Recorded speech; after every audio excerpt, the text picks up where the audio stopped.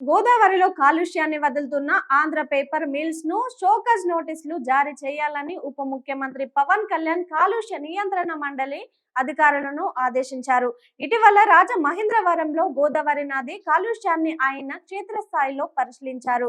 నాడు సేకరించిన నమూనాలను ప్రయోగశాలలో పరీక్షించిన అనంతరం వచ్చిన నివేదికలను పవన్ కళ్యాణ్ పరిశీలించారు. ఆపై ఈ నివేదికలపై రాజమహేంద్రవరం జిల్లా అధికారులతో వర్చువల్ గా సమీక్ష నిర్వహించారు.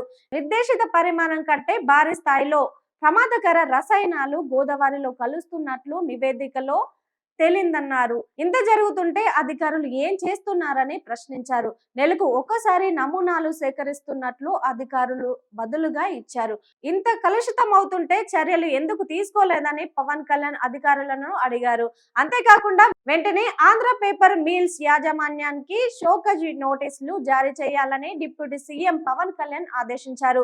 పర్యవేక్షణ సరిగా చేయని రాజమహేంద్రవరం కార్పొరేషన్ కు సైతం నోటీసులు ఇవ్వాలని కాలుష్య నియంత్రణ మండలి అధికారులను పవన్ ఆదేశించారు. గోదావరి పుష్కరాలు పరిశుభ్రమైన వాతావరణంలో నిర్వహించేందుకు అన్ని చర్యలు తీసుకోవాలని ఈ సందర్భంగా అధికారులకు పవన్ స్పష్టమైన సూచనలతో దిశానిర్దేశం చేశారు.